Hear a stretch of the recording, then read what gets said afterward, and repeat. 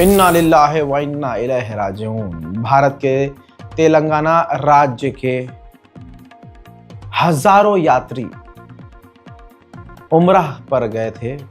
हादसा आपको पता है हजरात। उनमें से एक बस भारतीय वक्त के मुताबिक 1:30 बजे रात को जो ज़ायरीन को लेकर मदीना जा रही थी, डीजल के टैंकर से टकरा गई और धमाका हो गया। इस पूरी बस में एक व्यक्ति बचा है। वजह यह है कि नींद नहीं आ रही थी। इस हादसे में 45 जो मुस्लिम हैं मारे गए हैं। पूरी बस के परकच्चे उड़ गए हैं। सब कुछ बर्बाद हो गया है। बस धुआं सुबह तक होती रही है। उस वीडियो के मंजर जब हम देख रहे हैं तो जिगर लरज रहा है। अल्लाह अकबर। एक परिवार के 17 लोग मारे गए। एक परिवार के 17 लोग। ये फोटो देखिए आप, जिसमें बच्चे भी हैं, बुजुर्ग भी हैं। ये एक ही फैमिली के 17 लोग हैं, यानी एक पूरा खानदान इस हादसे में खत्म हो चुका है। अल्लाह अकबर। ये इस साल के बड़े हादसों में से एक हादसा है, जिसमें बच्चे लगभग 11 की तादाद है। 11 बच्चे मारे गए हैं। दोस्तों बता दूं कि अभी ऑफिशियली कितने लोग मरे हैं ये कंफर्म नहीं है, लेकिन कम से कम 45 मारे गए हैं। अब जो वीडियोस हैं मैं आपको दिखाता हूं, जिगर मजबूत कर लीजिएगा।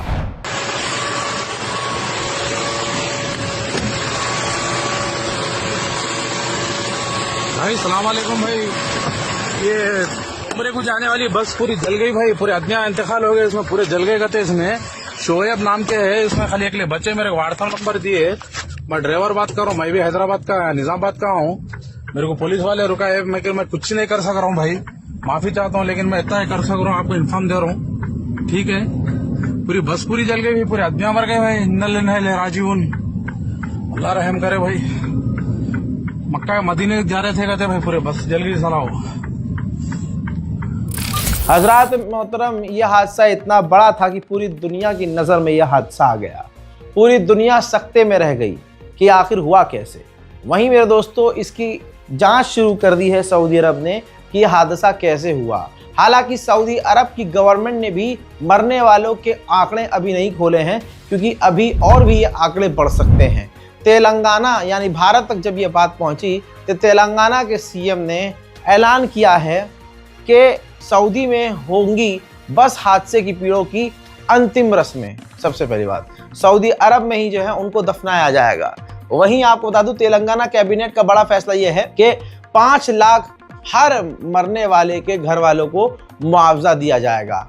5 लाख। हर पीड़ित परिवार के 2 लोग अंतिम संस्कार के लिए सऊदी भेजने की व्यवस्था सरकार करेगी। यानी तेलंगाना की गवर्नमेंट जैसे किसी परिवार का एक व्यक्ति मारा गया है, उसके परिवार के 2 मेंबर को सऊदी अरब भेजेगी, जो वहां जाकर उनका अंतिम संस्कार यानी नमाज जनाजा में और अंतिम रस्मात में जो है शामिल होंगे, और वहां उनको तदफीन करके उनको दफनाकर वापस भारत लौटेंगे। यह हादसा इतना बड़ा है, एक परिवार के 17 लोग जब मारे जाएं तो परिवार में बचा ही कौन।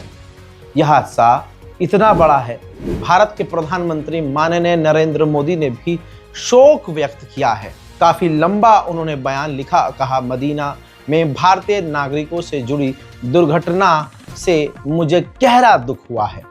मेरी संवेदनाएं उन परिवारों के साथ हैं जिन्होंने अपने प्रियजनों को खो दिया है। मैं सभी घायलों को शीघ्र स्वस्थ होने की कामना करता हूं। हमारे अधिकारी सऊदी अरब के अधिकारियों के साथ भी निरंतर संपर्क में हैं। बात हकीकत है। भारतीय दूतावास सऊदी अरब में 24 घंटे के लिए खोल दिया गया है। वहां 24 घंटे के लिए नंबर जारी कर दिया गया है। 24/7 आप इंक्वायरी कर सकते हैं। भारत सरकार सऊदी अरब सरकार के साथ मिलकर पूरा साथ में काम कर रही है, और भारत सरकार पल पल इस पर अपडेट भी ले रही है। भारत के विदेश मंत्री माननीय जयशंकर ने भी इस पर शोक व्यक्त किया है। उनका वर्ड ही पहला यह है कि डीपली शॉक। उन्होंने साफ कहा कि सऊदी अरब के मदीना में भारतीय नागरिकों के साथ जो दुर्घटना हुई है, इससे गहरा सदमा पहुंचा है। रियाद स्थित हमारा दूतावास और जद्दा स्थित जो दूतावास है इस दुर्घटना से प्रभावित भारतीय नागरिकों और उनके परिवारों को पूरी सहायता प्रदान कर रही है। शोक संतप्त परिवारों के प्रति मेरी गहरी संवेदना है। घायलों को शीघ्र स्वस्थ होने की मैं कामना कर रहा हूं। हजरात, प्रधानमंत्री विदेश मंत्री ने पूरा दुख व्यक्त किया है, ये अच्छी बात है। उधर तेलंगाना राज्य के जो ओवैसी साहब हैं उनका भी इस बारे में बयान आ गया है। ये मुझे भी खबर अभी मालूम हुई है कि हैदराबाद के 2 ट्रैवल एजेंसी, एक fly zone tours and travels और मक्का हज एंड उम्रा के 42 हाजी मक्का से मदीना जा रहे थे बस में, और बस को आग लगने से मालूम हुआ कि सिर्फ एक शख्स की जान बची है, कंफर्म नहीं है। बास कह रहे हैं कि पूरों का इंतकाल हो गया। तो मैंने इंडियन एम्बेसी रियाद में जो DCM है अबू मैथिन जॉर्ज साहब से मेरी बात हुई, और उन्होंने मुझसे कहा कि कौंसल जनरल जिद्दा भी और वो खुद इस पर, जहां पर सरकार ये फैसला कर चुकी है कि जो मारे गए 45 लोग हैं उनको वहीं दफना दिया जाए, वहीं मारे जाने वाले लोगों के परिजन ये कह रहे हैं कि मरने वालों को वापस यहाँ हमारे मुल्क में ले आया जाए।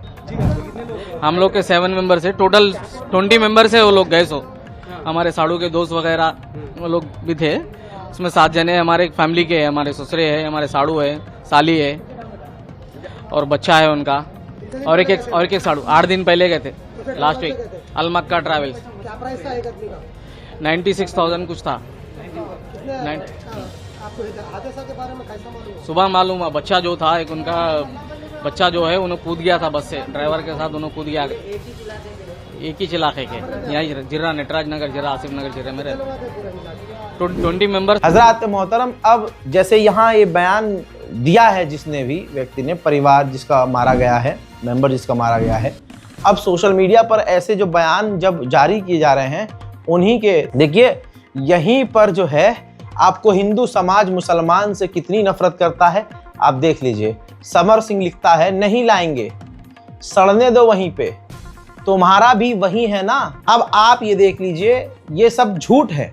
अगर कोई कहे कि नहीं सारे हिंदू ऐसे नहीं होते, मुसलमानों से नफरत नहीं, इंसानियत है उनके अंदर, नहीं है भाई, मुसलमानों के लिए नहीं है। कुछ हराम के पिल्ले नाम के मुसलमान आतंकवादी इस्लाम के नाम पे जो आतंक मचाते हैं, इन हराम के पिल्लों की वजह से पूरी दुनिया के मुसलमानों को ये गरिया देते हैं, और ये खुद आतंकवादी हैं। कैसे धर्म के नाम पर ये खुश हो रहे हैं। इंसानियत कहाँ है? मुसलमान मारा गया तो ये एक समाज खुश हो रहा है, वो समाज जो मोदी भक्त है, वो समाज जो योगी भक्त है, वो समाज जो अमित शाह भक्त है, वो समाज जो धीरेन्द्र शास्त्री का समर्थक है, वो समाज जो फैंटा का समर्थक है, वो समाज जो भाजपा का कट्टर समर्थक है, वो समाज मुसलमानों के मर जाने पर खुशियां मना रहा है। ये देखिए सोशल मीडिया पर कितनी नफरत है, और हिम्मत देखिए जहां प्रधानमंत्री ने शोक व्यक्त किया है। भारत की आर्मी, ये जो भड़वा टाइप में जो लोग होते हैं जिनके गुड़गांव में दम नहीं होता है कि सामने से आकर कुछ बोलें, फर्जी अकाउंट बनाकर, लेकिन ये हिंदुओं की आज मानसिकता मुसलमानों की जो लिए है ये सामने रख देते हैं। डर बिल्कुल नहीं है। रिप्लाई किया है मोदी जी को कि 72 हूर मुबारक हो। ये आज के हिंदुओं की असलियत है। अगर किसी मेरी मुस्लिम बहन, मेरे किसी मुसलमान भाई को ये लगता है कि तुम्हारा राहुल ऐसा नहीं है, वो अलग है, वो तो ऐसा नहीं है, साथ में पढ़ा है, नहीं, आज ऐसा हो गया है। जिस तरह से ये कहते हैं कि भारत में जो मुसलमान पढ़ा लिखा भी है, डॉक्टर भी, वो भी आतंकवादी है, तो यकीन कीजिए ये लोग भी ऐसे हैं आपसे नफरत में। हमारी कमी यहाँ ये है, जबकि कमी हमारी कहाँ है भाई? वो याद है ना खबर सामने आई जब दिल्ली धमाकों में इन्वेस्टिगेशन में चीजें खुली हैं, तो उसमें एक बात सामने ये आई है कि जो आतंकवादी हमला किया है, जो आतंकी हमला जो अपने आप को उड़ाया है, ये और भी लोग वो तलाश कर रहे थे, समझ रहे हैं आप, आत्मघाती हमले के लिए। तो जिस मुसलमान से इन्होंने पूछा कि भाई खुदकश हमला करना है, तो उस मुसलमान ने कहा कि अच्छा, खुदकुशी तो भाई इस्लाम में हराम है, तुम्हारा कौन सा इस्लाम है? ये चीजें सामने आ रही हैं। तो ये मुसलमानों में कुछ ऐसे लोग हैं जो ISIS यानी दाइश मिजाज। अब गोदी मीडिया को आपने सुना होगा, बार बार ये कह रहे हैं कि पढ़ा लिखा मुसलमान भी ये करता है। आखिर ये ब्रेन वॉश कैसे? ब्रेन वॉश कोई ये बताए। इनकी यूट्यूबर जिसने भारत से गद्दारी की, हरियाणा की ज्योति मल्होत्रा, जिसने भारत की सेंसिटिव एरिया की वीडियो बना बनाकर और जानकारियां पाकिस्तान को दी, वो गद्दार नहीं है। वो नहीं है गद्दार। मुसलमान वो पढ़ी लिखी थोड़ी ना थी, वो जाहिल थी। इसी तरह से ये आज गोदी मीडिया कह रहा है कि पढ़ा लिखा मुसलमान आतंकवादी कैसे, मैनिपुलेट कैसे किया जा रहा है इन्हें, इनका ब्रेन वॉश। ठीक ऐसे ही ब्रेन वॉश तुम्हारे बाप ने किया होगा इन लोगों का, जैसा तुम्हारे बाप ने प्रदीप कुरुलकर का किया था, जिसने हमारे हथियार, मिसाइल, डिफेंस सिस्टम, इन तमाम चीजों की जानकारी जी हाँ चंद रुपयों में पाकिस्तान को दे दी थी। ये तमाम सबूत मौजूद हैं कि हिंदुओं में कितने गद्दार हैं, लेकिन ये प्रोपेगेंडा है। और आज देखिए, इसी प्रोपेगेंडे की वजह से आज हर हिंदू मुसलमान से कितनी नफरत कर रहा है। ये देखिए, 72 हूर मुबारक हो। मैं फिर से कह रहा हूं, अगर कोई मुसलमान इस मुगालते में हो कि आपका जो हिंदू बॉस है वो आपके साथ इंसाफ करेगा और बहुत अच्छी बातें बोलता है, ऐसा बिल्कुल नहीं है। ऐसा बिल्कुल नहीं। दिल्ली में बहुत सारे ऐसे इंस्टीट्यूट हैं, यहां तक कि लक्ष्मी नगर में एक इंस्टीट्यूट है, मैं आपको नाम आने वाले समय में बता दूंगा, जहां पर मुसलमान लड़कियां या मुसलमान लड़के जा रहे हैं। खासकर एक महिला टीचर मुस्लिम लड़की को, जो थोड़ा कपड़े एडवांस पहन लेती है, जीन्स पहन लेती है, तो वो उसको मैनिपुलेट करती है कि हाँ तुम मॉडर्न हो, बट तुम्हारी नमाज में पढ़ाया क्या जाता है कि तुम्हारे यहाँ सब आतंकवादी बन जाते हैं?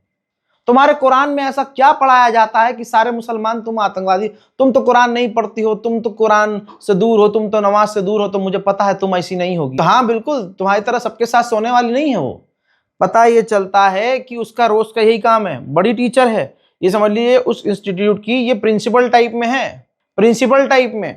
और वो महिला टीचर, यहां तक कि जाफराबाद के मुसलमान वहां पढ़ते हैं लक्ष्मी नगर के उस इंस्टीट्यूट में। है एक सॉफ्टवेयर सीखते हैं वहां जाके, 3D माया, मैक्स, इस तरह के। तो आप सोचिए, ज्यादा स्टूडेंट मुसलमान हैं उस इंस्टीट्यूट में, ज्यादा कमाई मुसलमानों से कर रही है।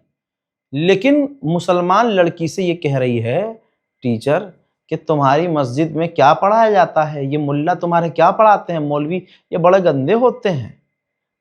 पलट कर जब कह दिया कि तुम्हारे बाबा तो बली हैं, तो फिर बातों को घुमाना शुरू कर दिया। तो दोस्तों, अगर आपको लगता है कि, समझ रहे हो आप, सब आपसे नफरत करते हैं, हम ये नहीं कह रहे कि मुसलमान गलती पे नहीं है। अरे जो ये कश्मीर के डॉक्टर पकड़े गए हैं आतंकवादी, पिछवाड़े में डालो दुनाली और उड़ाओ सालों को। है कोई आतंकवादी तो उड़ाओ, दिखाओ कोई मुसलमान खड़ा हुआ किसी अरे कश्मीर के लोग आतंकवाद के खिलाफ सबसे पहले खड़े होते हैं। 4 दिन बाद वहां धमाका हो गया, एक खास समुदाय बड़ा खुश हुआ। गोदी मीडिया ने क्या उस धमाके की वैसी रिपोर्टिंग की? नहीं की। क्यों? क्योंकि मुसलमानों की जान थोड़ी ना इनकी नजर में।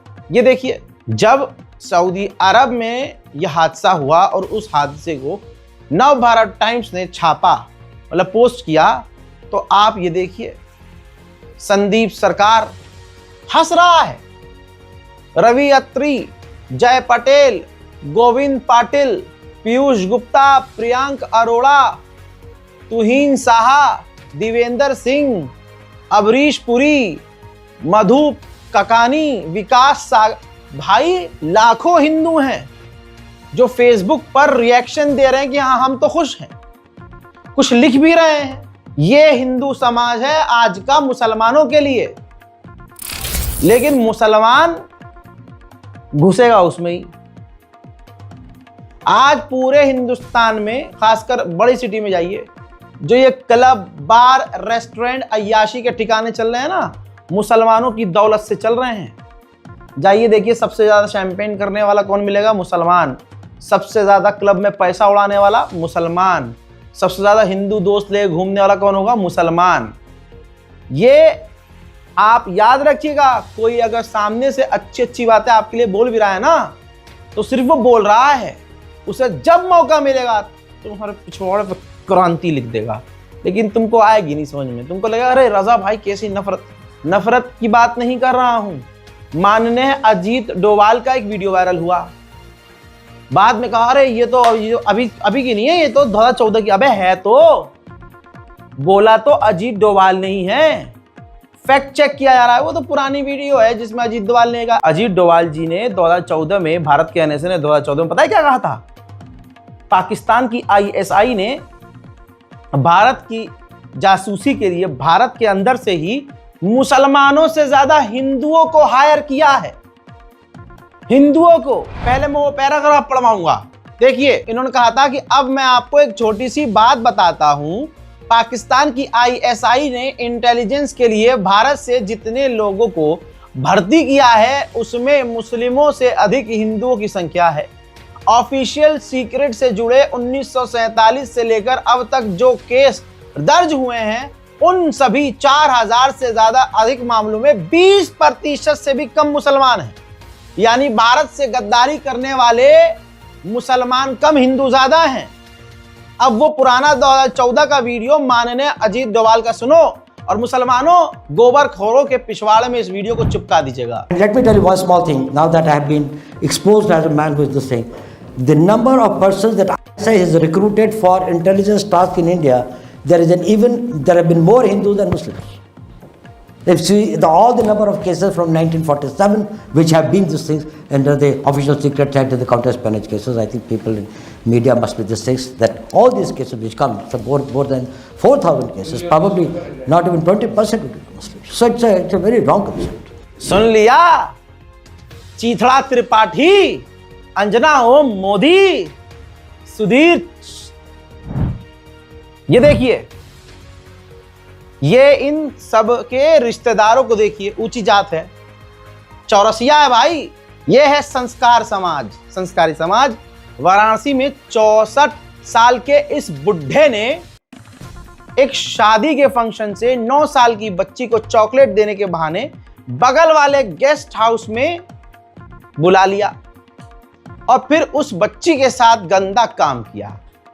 ये चौरसिया साहब चौड़ में जो आज घूमते हैं, जो समाज मुसलमानों को आतंकी कह रहा है, इनके घर की कहानी तो ये है, लेकिन दूसरों को बोलने में सबसे आगे हैं ये। उधर जो ठग बाबा बंद कमरे में फ्रॉड करता था, आज सरकार के समर्थन से वो, क्योंकि भाई ये वोट बैंक होता है, इनके पास भीड़ होती है, तो सरकारों को या ऐसे आदमी चाहिए होते हैं। अब पद यात्रा निकाल रहा है ये, जितने मतलब शिल्पा शेट्टी का पति बनाता था गंदी फिल्म है, और ये वॉशिंग मशीन लेके चल रहे थे,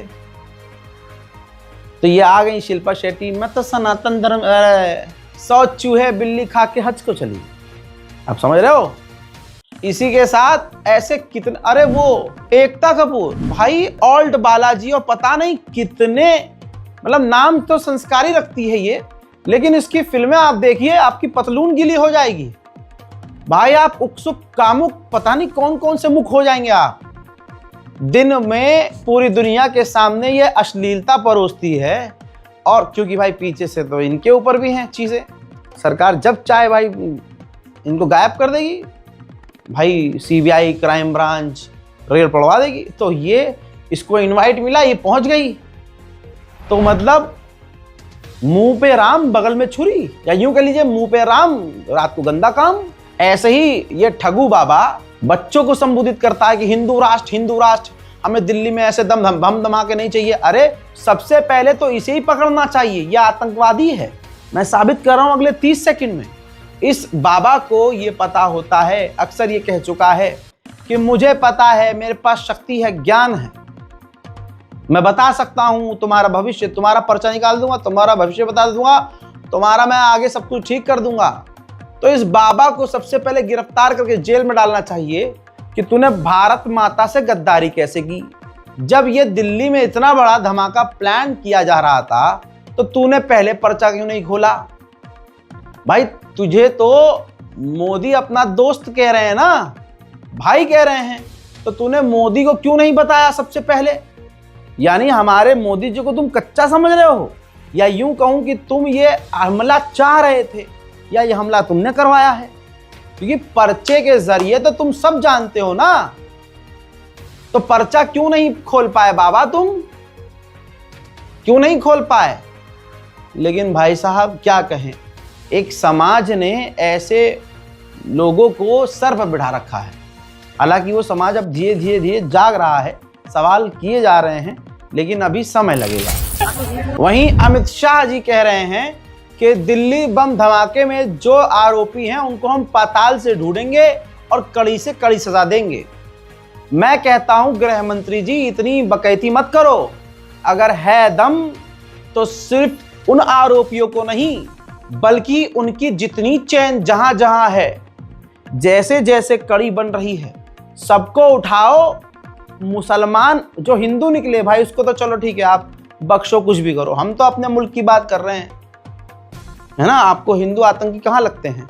लेकिन एज अ मुस्लिम होके मैं एक बात कह रहा हूं, सही में अगर कोई ऐसा मुसलमान पूरा यहां से लेकर आप जहां जाइए, जहां जहां उनकी चैन बनी है, आप सबको गिरफ्तार कीजिए और अरब इस्लामी देशों के अंदाज में उन आतंकवादी दहशतगर्दों को सजा दीजिए, गर्दन उड़ाइए सालों की, बीच सड़क पर उसी लाल किले के सामने गर्दन उड़ाओ, एक मुसलमान खड़ा हो जाएगा। ये गलत हो रहा है। आतंकवाद का साथ भारत का मुसलमान क्या, पूरी दुनिया का मुसलमान नहीं देता, एक देश के मुसलमान को छोड़ के, बाकी आप समझ गए हैं।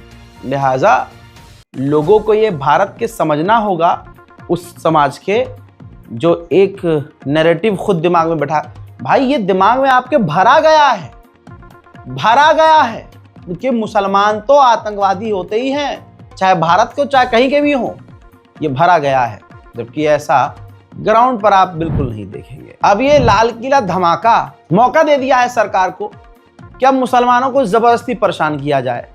भाई कितने ऐसे डॉक्टर्स हैं जिनको एटीएस ने जांच के लिए उठाया, बाद में उनको बरी कर दिया कि भाई कोई सबूत ही नहीं है, इनका ये बेगुनाह है, लेकिन तब तक गोदी मीडिया उनको भी बदनाम कर चुका था। अब आसाम की पुलिस ने 20 से 25 मुसलमानों को उठा लिया, मतलब जिस पे शक हो रहा उठा लिया जा रहा है, और हमारी मानसिकता यह है कि अगर उठा लिया आतंकवादी है। ये देखिए एक और मुल्ला गया है, पकड़ा, निकला है इसका कनेक्शन। अरे भाई अभी वो अक्यूज है, गिल्टी नहीं है, लेकिन फिर भी हमें मालूम है ये माहौल बहुत पहले से बनाया गया है। चुनाव के वक्त ये धमाका, अच्छा आप ये देखो, वो बहन के वो हैं जो आतंकवादी जिन्होंने ये काम किया, मैं कह रहा हूं जहन्नम में भी जगह नहीं मिलेगी, जन्नत जहन्नम तो बहुत दूर की बात, तो बीच में फंसे रहेंगे सुअर की जात। जिस इस्लाम में चींटी को मारने की इजाजत नहीं, हराम के पिल्ले अपने आप को उड़ा दे रहे हैं। इतने पढ़े लिखे होने का फायदा क्या बे, क्या फायदा? और ये वही मुल्ले हैं जो दिमाग गंदा करते हैं ऐसे लोग, जो मौलवी और मुल्ला आज बैठकर मुसलमानों के बीच गैप रखते हैं, न सुन्नी शिया से मिल जाए, न ये कौम एक होकर काम करे। आप देखिए आपके मोहल्ले में मस्जिदों में ऐसे बहुत मौलवी होंगे, सारे मस्जिदों के इमाम नहीं, बहुत ऐसे मौलवी हैं जो दीन इस्लाम के नाम पर एक मुसलमान को दूसरे मुसलमान से नफरत करना और दूर रहना सिखाते हैं कि भाई ये शिया, इससे मत रहो, भाई ये तो फलाना है, फलानी जात का है, ये तो फलाने वाला मुसलमान है, ये मुसलमान तो इनसे दूर रहो, इनके साथ तो खाना हराम है, इनके साथ पानी हराम है, इनके साथ उठना बैठना हराम है। ये ऐसे जितने घटिया किस्म के लोग हैं, इनकी एजुकेशन आज कोई चेक नहीं करता। ऐसे ही मुल्ले दीन के नाम पर ऐसे ब्रेन वॉश करते हैं, एक पढ़े लिखे इंसान को आतंकवादी बना देते हैं। इसलिए जरूरी है कि आज हिंदुस्तान, मैं कह रहा हूं, मैं हाथ जोड़कर, बहुत लोगों को बुरा लगेगा, बहुत लोगों को, हो सकता है मेरे घर पे मेरे बाप के पास फोन आ जाए, मैं हाथ जोड़कर मोदी जी से अनुरोध करता हूं, रिक्वेस्ट करता हूं, प्राइवेट जगह हो या सरकारी जगह हो, मस्जिद रजिस्टर्ड हो या प्राइवेट मस्जिद हो, ठीक ध्यान से सुनिएगा, हो सकता है कि ये बातें बहुत ज्यादा बुरी लग जाएं, लेकिन जो भी मस्जिद हो, चाहे कैसी भी हो, किसी भी गांव में हो, वहां जो इमाम, मौलवी, मौलाना रखा जाए, उनकी डिग्रियों की जांच हो भाई, क्योंकि इसकी पढ़ाई इंजीनियर से ज्यादा है। मौलवियत एक ऐसी लाइन है, दाढ़ी के बाल सफेद हो जाते हैं, पढ़ाई खत्म नहीं होती है, वो चलती रहती है। समझ रहे हो आप? तो इसके अंदर डिग्रियां बहुत हैं। अब जो इमाम जो पढ़ा लिखा होगा वो मेरी बात से सहमत होगा, आलिम फाजिल पता नहीं, और मेरे दिमाग से निकल रहा है, बहुत सारी ये डिग्रीज होती हैं, तब जाके एक आलिम दीन कहलाता है, आलिम कहलाता है, मौलवी कहलाता है, मौलाना कहलाता है। ऐसे नहीं कह दिया जाता दाढ़ी रखी है, पजामा ऊंचा पहना हुआ है और सर पर टोपी है, काजल लगा रखा है, ओहो हो बिल्कुल इस्लामिक कैरेक्टर बनाएगा तो अब हम इसकी भी नमाज हो जाएगी नमाज। नहीं, सरकार को यह अनिवार्य करना चाहिए कि आप इस मस्जिद में नमाज पढ़ा रहे हैं, बताइए क्या आपकी क्वालिफिकेशन है। क्योंकि हमारे सदर सेक्रेटरी तो ऐसे मौलवी चाहते हैं जो उनके हक की बात, मौलाना मिंबर में बैठ के फलाने सेक्रेटरी और फलाने सदर की तारीफ कर दे, बस इस कमेटी की संजुमन की तारीफ कर दे, बस हमारे मन की बात करें मौली साहब, बस और कुछ नहीं भाई साहब। आजकल की कमेटियां जो आ जाती हैं, मतलब वो उनको लगता है कि बस मौलवी से तो ऊपर हम हैं। क्या दीन इस्लाम भाई, हम हैं। मौलवी को हम 12,000 रुपये तनख्वाह दे रहे हैं, हम 18,000 रुपये तनख्वाह दे रहे हैं, हम 20 गुलाम है हमारा मौलवी, हमारे मतलब की बात करे, तवज्जो है। लेकिन ये चेक भी करना चाहिए, ये भी जरूरी है।